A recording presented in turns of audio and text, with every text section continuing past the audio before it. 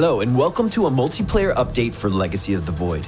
In this video, we will be discussing additions and changes coming to the Zerg race in the exciting conclusion of the StarCraft II trilogy. First up, let me introduce you to the Ravager. This unit is a morph off of the Roach, a ranged unit that comes with a new ability, Corrosive Bile, that deals damage to a target area. Corrosive Bile marks a target location, and after a brief delay, units and structures in that area are hit with high damage.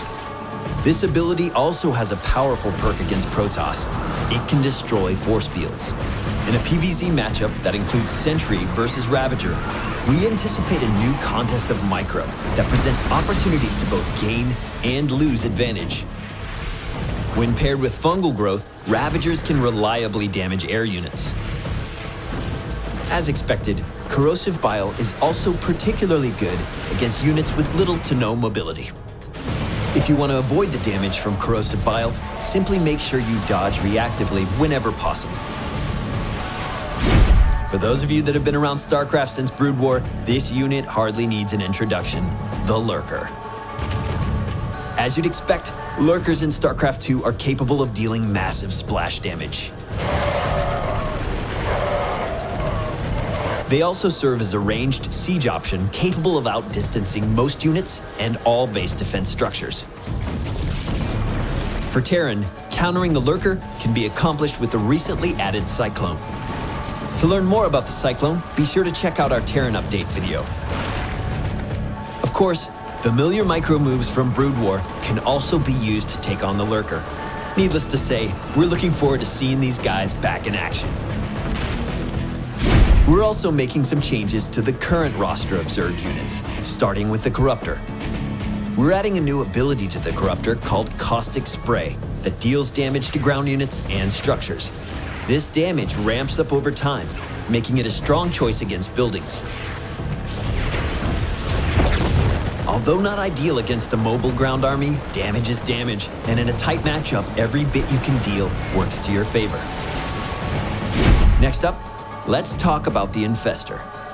We're giving the Infestor a new ability called Aggressive Mutation that grants a flat damage buff to friendly units.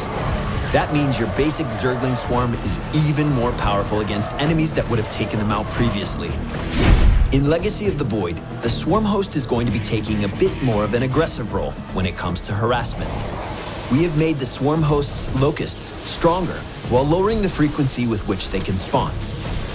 The Swarm Host will also be able to spawn Locusts while on the move, and upgrade them to fly in the late game.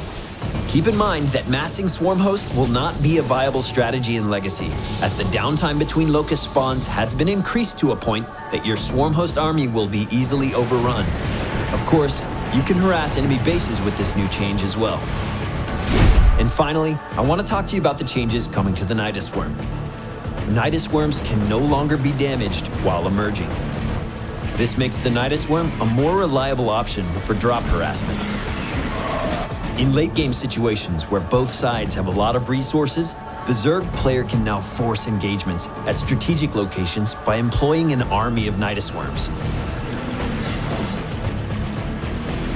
That concludes the updates currently on the table for Zerg in Legacy of the Void. Keep in mind that everything is subject to change as we move into public testing. That being said, we are excited for the new possibilities available to Zerg players in Legacy of the Void, and look forward to hearing your thoughts and feedback as well. Thanks again for watching, and be sure to check out the changes coming to both Terran and Protoss armies. I'm Cloakin with Blizzard Entertainment, and we'll talk to you soon.